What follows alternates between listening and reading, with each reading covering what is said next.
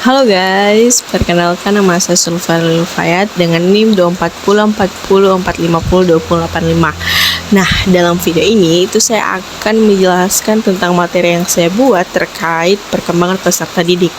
Nah, topik yang saya ambil itu adalah pengaruh pergaulan sebaya terhadap perkembangan sosial dan emosional anak. Nah, seperti yang kita ketahui bahwa pergaulan sebaya itu adalah interaksi antara orang-orang yang statusnya sama ataupun usianya yang sama. Nah, pergaulan sebaya ini pun juga itu dapat memiliki karakteristik faktor-faktor yang mempengaruhi pergaulan sebaya, dan yang paling penting adalah dampak positif dan dampak negatif dari pergaulan sebaya ini. Yang pertama yang akan saya bahas yaitu faktor-faktor yang mempengaruhi pergaulan sebaya. Nah, faktor-faktor yang mempengaruhi pergaulan sebaya itu ada banyak, dan yang akan saya sebutkan itu cuma beberapa. Yang pertama itu adalah keluarga, di mana keluarga adalah yang paling nomor satu untuk mempengaruhi perkembangan individu atau anak, mulai dari pola asuh, berkomunikasi, dan juga dukungan emosional dari orang tua itu akan menggambarkan mereka untuk berinteraksi dengan teman sebaya mereka.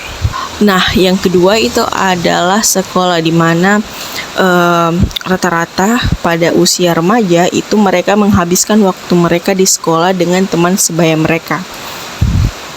Nah, yang ketiga itu media sosial, di mana ini yang paling penting dikarenakan di era digital sekarang itu semua biasanya berfokus pada sebuah platform. Nah, platform yang paling banyak digunakan pada saat ini tuh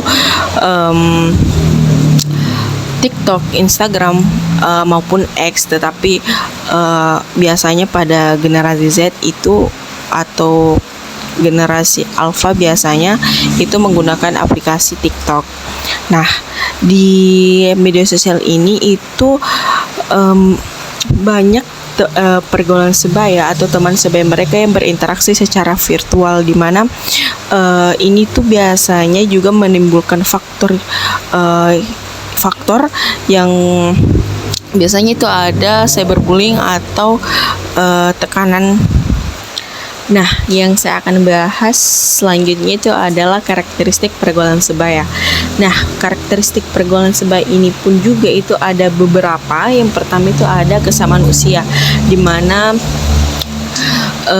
pada pergaulan sebaya ini itu biasanya mereka memiliki kesamaan usia yang setara, yang akan memungkinkan mereka untuk berbagi pengalaman dan tantangan.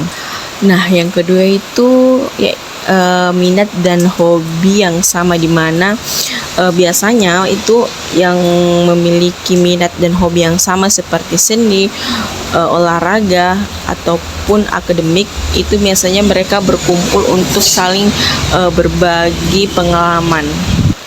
Nah, yang ketiga itu yang paling penting adalah pengaruh sosial, di mana norma, nilai, atau sikap mereka itu tergantung dari kelompok yang mempengaruhi mereka, dan ini tuh pun bisa berdampak positif ataupun negatif bagi mereka. Nah, selanjutnya akan saya bahas yaitu dampak positif dari pergaulan sebaya. Nah, dampak positif dari pergaulan sebaya ini ada banyak. Tentunya akan hanya beberapa yang akan saya sebutkan. Yang pertama itu pengembangan keterampilan sosial, di mana anak-anak itu berbicara, belajar, dan berinteraksi itu dengan teman sebaya mereka, yang dimana untuk membangun hubungan yang baik untuk masa depan itu Anda harus mempunyai kemampuan ini. Nah, dampak positif yang kedua itu peningkatan rasa percaya diri, di mana anak-anak itu merasa percaya diri ketika mereka memiliki kelompok yang positif juga, dan anak-anak itu pun juga itu akan merasa percaya diri ketika mereka merasa dihargai di suatu kelompok, dan juga merasa bahwa anak ini itu merupakan bagian dari kelompok ini.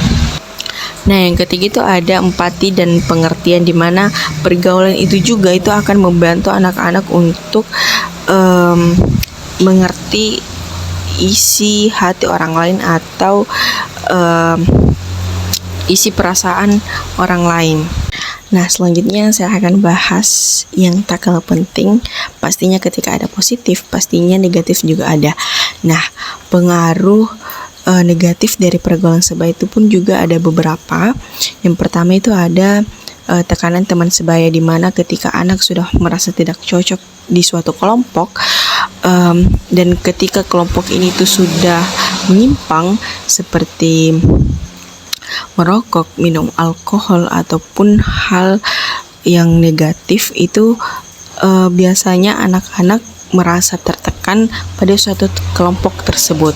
Nah, yang kedua itu ada isolasi sosial, di mana ketika anak-anak itu tidak dapat merasa bahwa mereka ada di bagian kelompok tersebut, ataupun mereka tidak diterima di kelompok tersebut, itu merekanya biasa mengalami depresi atau kecemasan yang berlebihan.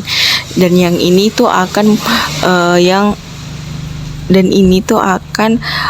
membuat mereka untuk isolasi sosial. Nah, yang ketiga itu adalah yang paling marak untuk di era sekarang, yaitu perilaku bullying, di mana pergaulan sebaya itu juga merupakan dampak negatif dari bullying, dan ini akan berdampak buruk pada kesehatan mental anak-anak dan emosional anak, dan apalagi yang menjadi korban dari bullying tersebut. Nah, dari semua materi yang tadi saya sebutkan, itu pastinya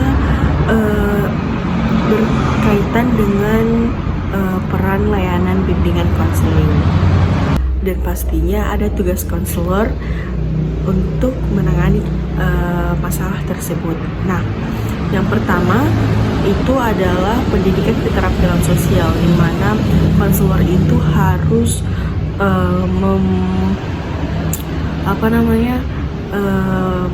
membangun hubungan yang baik untuk siswa.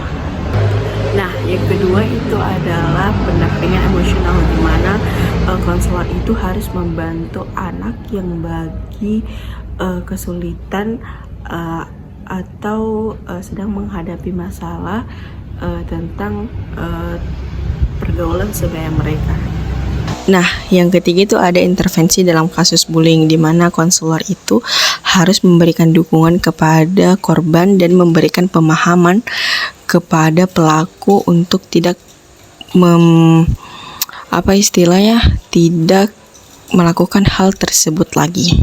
Nah, selanjutnya itu ada fasilitasi kegiatan kelompok, di mana konselor itu harus mendorong kegiatan kelompok untuk membangun hubungan yang positif dan interaksi yang positif untuk siswa.